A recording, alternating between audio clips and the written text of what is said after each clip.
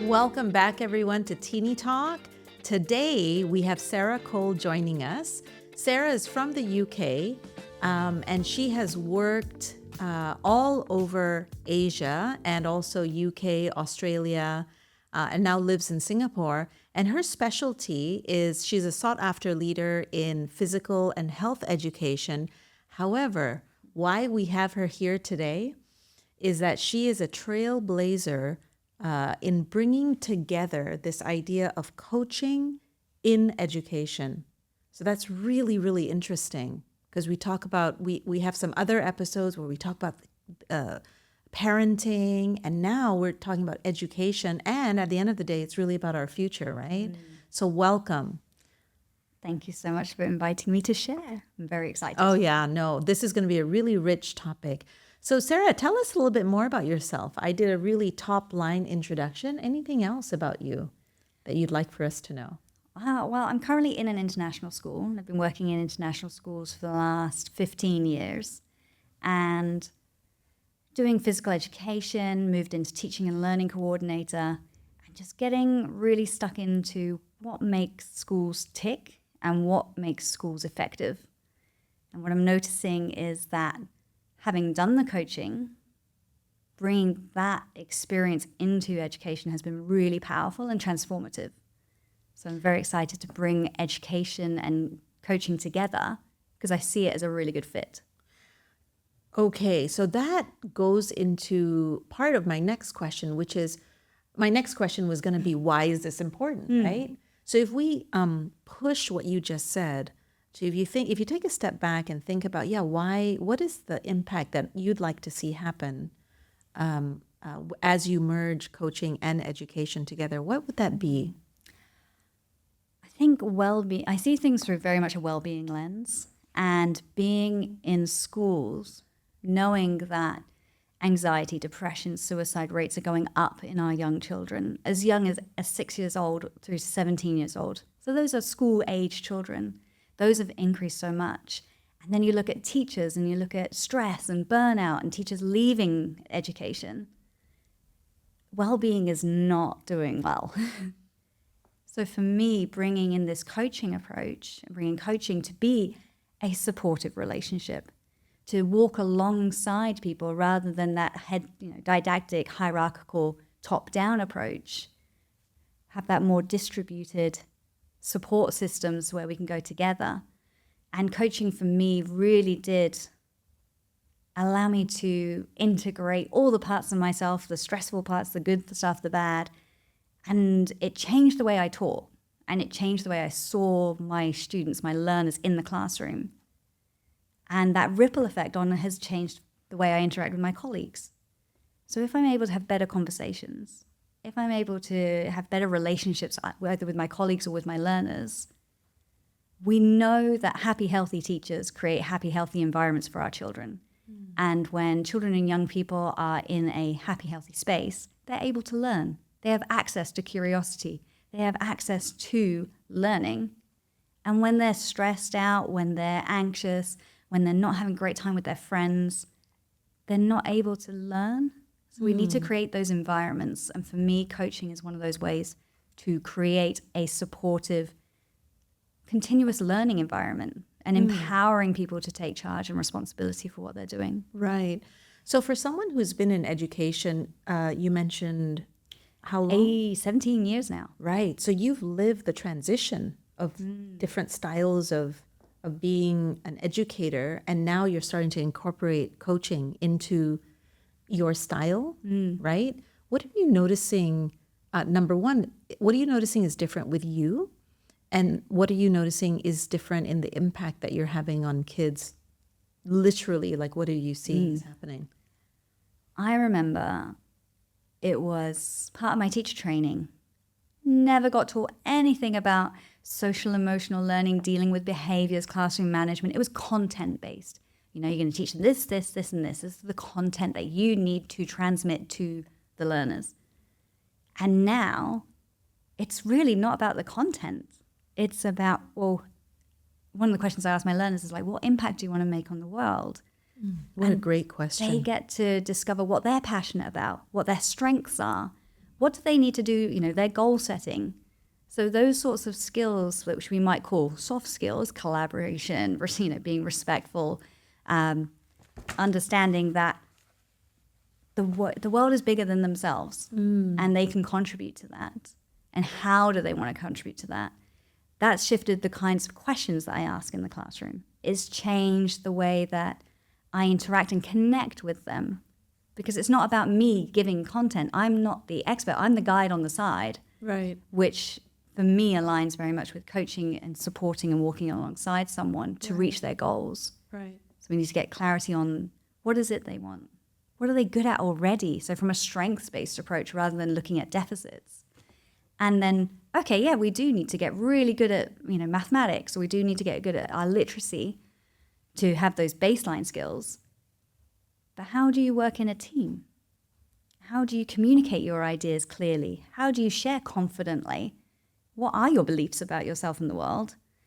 And how do you share that with other people? Because when they move into the workforce, we don't know what jobs they're going to have. When I was in school, app developer, AI, generative AI wasn't even a word. So when our kids graduate, some of the things we teach them is going to be outdated already. So how do they learn to be critical thinkers, creative, look for the opportunities? And that comes from within themselves, but also in collaboration and community as well. Because we can't solve the world's problems on our own. Right. You know what's occurring for me right now is this idea of honoring the past and creating a new future or evolving into a new future, right? So what is it about our education system, if you think of the past, however far back you want to think, what would you say are some of the strengths that we've had before and now I don't know how to say this, now we're expanding on it versus correcting the past? I think there was just different emphasis. The goals of education are very different. Right. If you look at the agricultural and industrial revolutions, Right. they were creating workers. They're creating factory workers. We didn't need to educate children. We needed child labor, basically, in order to be in the factories, to produce all of these different items that we had, or to work on the farms during the agricultural times. And it was like, now we don't need that. Yeah. It's knowledge-based. It's intelligence-based. And of course, now we have AI up and coming, right? How do the new generation navigate the world with this introduction of AI into the ecosystem, right? And it's not that AI is going to take over all these jobs. It's about the human using the AI to create these jobs or to move forward in these jobs. So I'm not sure if education, we're expanding education. I think we need a genuine shift. We really do need some systemic educational change, the way that we see and value education. Yeah. Those systems need to change.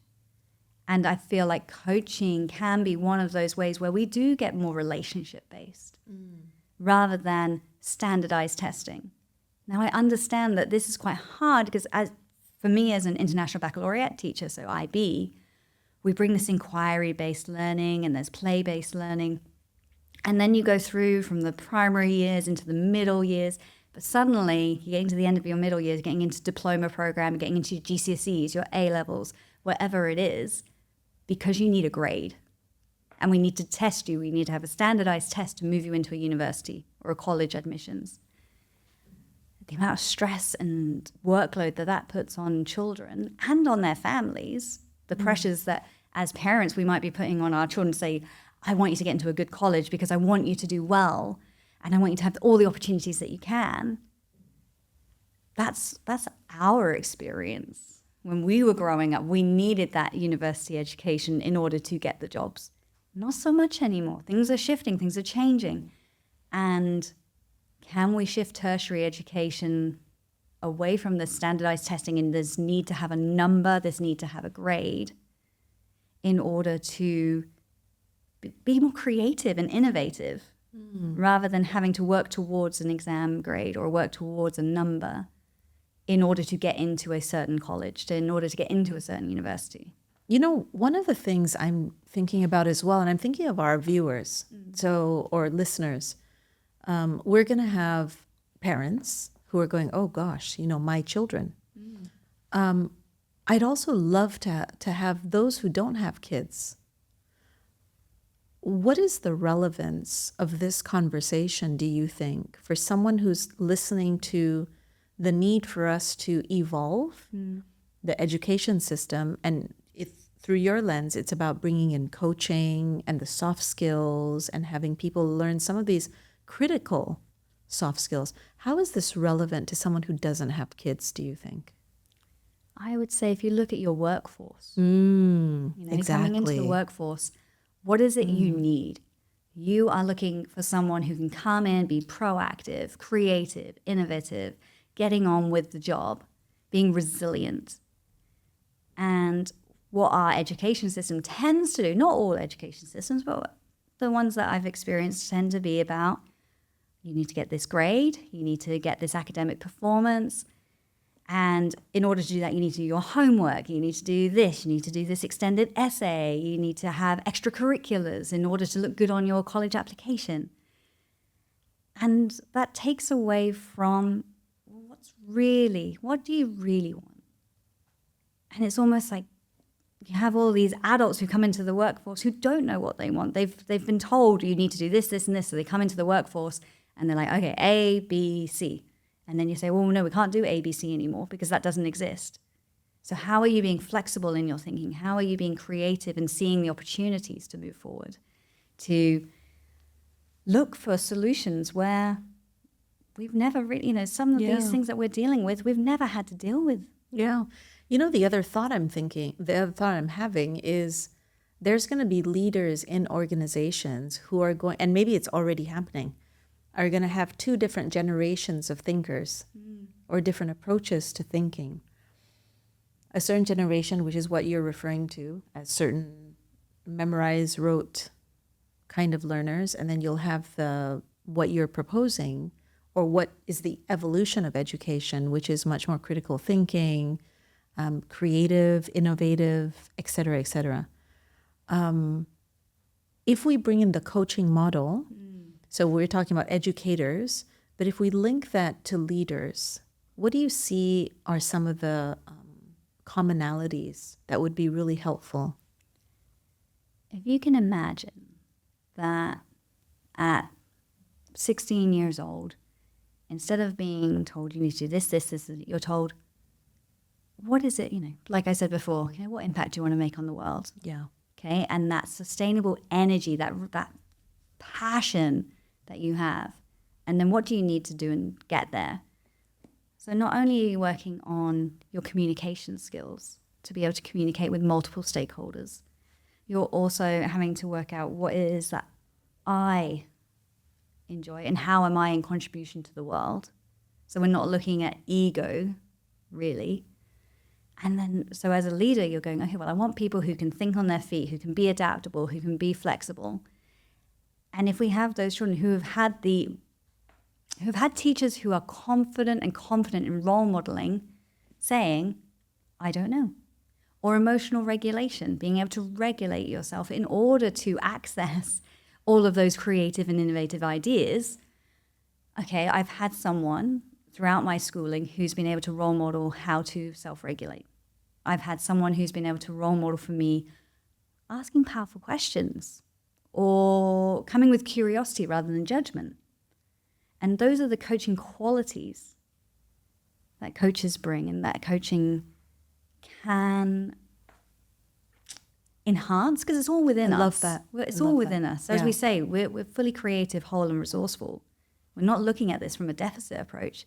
We're looking at this, how are we enhancing what we already have? Yeah, I love that. And it brings me to one of the more fundamental questions, which is, as an educator or as educators, for those who might be in the field, what is the difference then between coaching? What are the distinctions that defines coaching and what are the distinctions that define teaching. So for me, if I talk about coaching, it's very much evoking. It's evoking the other person's commitment. What is it that they want to cause? It's standing on the playing field that's defined by, in my case, my client. And then let's play, right? So I distinctions I would use as evoking their commitment, as you say, asking powerful questions, challenging the parameters or limitations that they see their world. What would you say are some of the distinctions of teaching? I would say in teaching, you're definitely facilitating more. Especially for younger children, you are giving information. You are creating spaces where they are practicing their skills. Children don't just magically turn up and go, oh, I know how to do fractions. Yeah, you will have more of a directive stance. If you look at the continuum of coaching, if you look at the more facilitative end compared to the more directive end. So we would say that's more instructional coaching. Or you may give direct instructions and tell them what to do. You can still, as a teacher, you will do that. And you can still bring in that more dialogical approach and slightly less directive stance and ask them, so what would you do next? You can do that with 5-year-olds when they're practicing their letters. And you say, what do you notice about your writing? And they will tell you what they notice. Oh, I love it. And you can do that with 8-year-olds when they're in the classroom and they've done, for me in physical education, they've just played a game. And you can say, what went well? Oh, what did you notice about the other team? What did you notice about your team and how you played the game? What would you do differently next time? And then again, you get, slightly older, you move more into that dialogical approach. But you can have directive, dialogical, facilitative, and you're going to move throughout all of those as a teacher. And so as an educator or a teacher, the capacity to have that range is really important. So many gears to a car, many gears to an educator to access the different components of that child, right? Yeah. And every child is at a different level. My issue with standardization is that they expect, the expectation that every 7-year-old can do X, Y, Z. Well, no. Right. That's not realistic. Right. Children develop at different times. So you're going to bring in, for some children, that more directive approach. And you're going to show them what to do, tell them, advise them. And then for those that are a little bit further ahead, you might ask them a little bit more.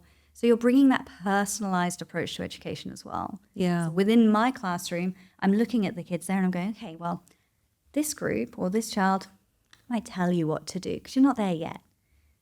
This child over here, well, you tell me what's next for you. And when it comes to assessment doesn't have to be, I create the rubric as a teacher, here's what you must do, bang, bang, bang. Scaling question, on a scale of 1 to 10, where are you in this unit or maybe this success criteria? So on a scale of 1 to 10, where are you? Oh, you say you're a 6. What does a 6 mean to you? Where would you like to be? You know what I'm hearing is there's a lot of giving legitimacy to what, in this case, the child or the young adult experiences. It sounds like you're creating the space for their voice to be legitimized, right? And that in itself is really powerful because at such a young age, they're exercising that muscle of voice, right? And I have so many clients whose goal is to be heard or to be visible through their voice and their opinions. And that may never end. Different people are different, but what a great playing field for our youth to exercise this in school in a safe environment where they're scaffolding, right? Yeah, and you look at that, and that's scaffolding for sure. If something goes wrong, it's not the end of the world. It is a learning space. You're there to learn. You will make mistakes. Well, that also gives them a relationship with failure, again in a safe environment. So perhaps that's the difference then. Great. When we talk about workforce and education, and you look at coaching versus teaching. Teaching is that safe space to make those mistakes, to develop that growth mindset, to then be able to take that out into the real world. And yeah, there's less of a safety net But you've got yourself, you're empowering yourself to take those choices and take those risks because you know that you can deal with that. How do I leverage on my mistakes powerfully, right? How can I use this to, who knows, create a different future, or maybe it's the beginning of innovation, right? Oh my gosh, I love this. So the youth, in my, what I'm so passionate about is we're constantly creating our future, right? Whether it's a coaching conversation or whether it's with our youth. If we look at education in the future, right? What do you, if I had a magic wand and we went, boom, 20 years from now, what is your wish or what is your hope that unfolds in education? My wish for education, that is genuinely relationship based. That what we espouse at the moment, a lot of schools will set out a vision and a mission statement and actually embody it and live it and not feel constrained by, well, no, this is what education should be. It should be in this box and we should be institutionalizing this, this, and this.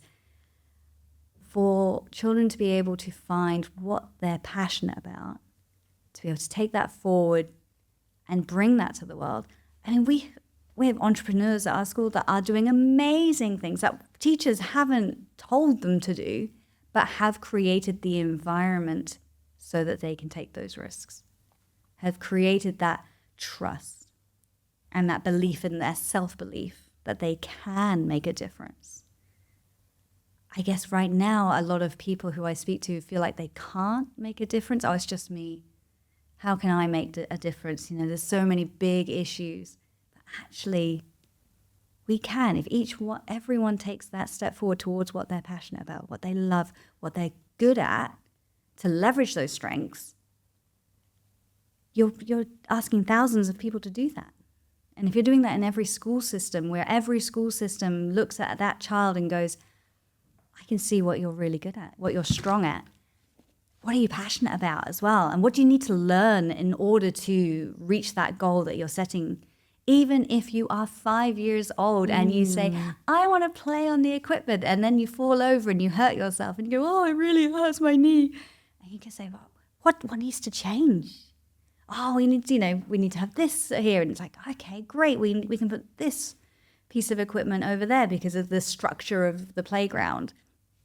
It can be very simple, and it can also be really deep.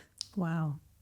For me anyway. Oh, that's such a robust school environment that you're speaking about. I'm visualizing, I'm like, this is really awesome. And I'm just wondering, for our viewers and listeners, as parents who might not be the staff at school or a teacher in school, how can parents and family members create this environment so that it's not just limited in the school space? Yeah, I mean, it is that golden triangle, right, of staff or teachers, parents, for our learners, for our children. They are our why we do things. And it is legitimizing and validating what they're experiencing. And they will trigger us, our own triggers. So looking at ourselves and holding up a mirror to ourselves and going, okay, what am I bringing into the conversation? What beliefs and biases am I bringing? And being able to go, okay, let me validate this experience for my child. And I can share some of my own experiences rather than it being a trigger of, don't do this, don't do that, don't do that. It's like, what do you want? Just put it in the positive spin, get the brain working for the patterns that you do want to see. Whether that is as a teacher in the classroom or as a parent. I think that what you mentioned earlier, that validating of experience and going, I hear you, I see you, I value what you're doing and sharing. And as a teacher, I can bring you and direct you or guide you this way. And as a parent, I can unconditionally hold you. Yeah. Wow. Thank you so much. What a robust and really inspiring conversation. In my mind, where I have a daughter. And so it's really about standing for the future for her and what her role is, and also for all the kids. You know, I'm at an age now where I'm going, gosh, these guys are our future. Not just our kids, but the people at work who are being developed to take over more senior roles. And it's the future is constantly being created, right? Yeah. So thank you so much for your time. You're very welcome. And I hope if there's any teachers listening, that to not feel held back by what institutions and places tell you what schooling and education should be, and to begin thinking about what could it be like, and finding other people who are like-minded to be able to go, okay, we can do this together, we can shift this together. Because I know that is a very overwhelming, it's a big task, it's a scary task. So finding other people who share your passion and go, yeah, we can do this together. Oh, lovely. Really nice. Thank you so much. Thank you, Tini. So I want to just end by inviting everyone who's listening or viewing this to think about education, not just through the lens of being a teacher or an educator, but also through the lens of being a parent, or for those of you who don't have kids, being an adult influencer of the future, right? And there's some great points that were covered here, and I would invite you to explore your role in it. So, for example, what is the container that you're creating at work as a leader for people to continuously grow? What are some of the conversations that you can introduce into your parenting style, for example? And of course, if you're an educator, what are some of the conversations you can introduce to the kids so that growth is constantly occurring, that kids are accessing their capacity to take risks, to connect, to relate, to fail, and then what happens to them as a result? Thank you so much, everyone, for joining. We'll see you soon.